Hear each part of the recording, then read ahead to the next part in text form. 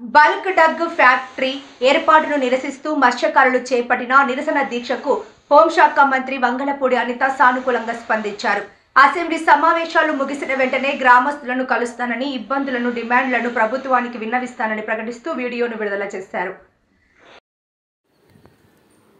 Bulk drug factory ఏర్పాటుపై మత్స్యకారులు చేస్తున్న నిరసనలపై హోంమంత్రి అనిత సానుకూలంగా స్పందించారు. అనకాపల్లి జిల్లా పాయకరావుపేట నియోజకవర్గం నక్కపల్లి మండలం రాజయ్యపేట గ్రామస్తులు గత కొంతకాలంగా బల్క్ డ్రగ్ ఫ్యాక్టరీ ఏర్పాటును నిరసిస్తూ చేపట్టిన నిరసనలు ఉద్రిక్తతలకు దారితీస్తున్న నేపథ్యంలో హోంశాఖ మంత్రి వంగలపూడి అనిత సానుకూలంగా స్పందిస్తూ వీడియో ద్వారా ఒక ప్రకటన విడుదల చేశారు. గతంలో 2-3 సార్లు గ్రామస్తులతో సమావేశం కావడం జరిగిందని తెలిపారు.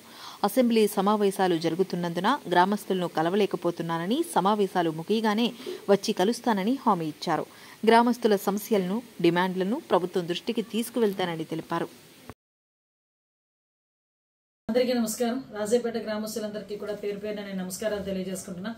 అమ్మ, నాకు తెలుసు మీరందరూ కూడా బల్క్ డ్రగ్ విషయంలో కొంత ధర్నాలు చేయటం, అదేవిధంగా ఈరోజు మీరందరూ కూడా ధర్నాలు చేయడానికి ఈరోజు బయటికి రావడం కూడా జరిగింది. అయితే నేను మీ అందరితోని కూడా 2-3 మీటింగ్స్ కూడా పెట్టుకోవడం జరిగింది. అయితే మీ దగ్గరికి విలేజ్లోకి రావడానికి నాకు ఎటువంటి అభ్యంతరము లేదు. దయచేసి మీరు అందరూ కూడా అర్థం చేసుకోవాల్సిన బాధ్యత కూడా ఉంది. ఎందుకంటే మీరందరూ గెలిచి ఈరోజు నేను ఒక హోమ్ మినిస్టర్ పొజిషన్లో మీరందరూ కూర్చోబెడితే నేను కూర్చోగలిగాను. ఈరోజు మీ అందరూ ఓట్లు వేసి గెలిపించి గౌరవ ముఖ్యమంత్రి గారు పవన్ కళ్యాణ్ గారు కలిపి ఈరోజు నన్ను ఇక్కడ కూర్చోబెట్టారు. కాకపోతే మీ అందరి దగ్గరికి రావడానికి నాకు ఎటువంటి అభ్యంతరము లేదు. కేవలం అసెంబ్లీ సమావేశాలు జరుగుతున్న కారణంగా మాత్రమే నేను మీ దగ్గరికి రాలేకపోయా.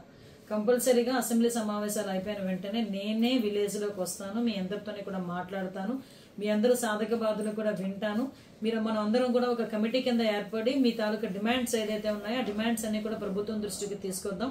ప్రభుత్వం దృష్టికి తీసుకొచ్చి ప్రభుత్వం ఏదైతే చెప్తుందో దాన్ని విని దానికి అనుగుణంగా మనందరం కూడా ఫాలో అవుదామని మీ అందరికీ కూడా తెలియజేసుకుంటూ, ఏ రోజైనా మీ అందరి బాగు కోరి, మీ అందరి అభివృద్ధి కోరే నేను ఉంటానని మనస్ఫూర్తిగా మీ అందరికీ తెలియజేసుకుంటూ, అసెంబ్లీ కాగానే మీ అందరి దగ్గరికి వచ్చి ఊర్లోకి వచ్చి మీ అందరితోని కూడా మాట్లాడతానని తెలియజేసుకుంటున్నాను.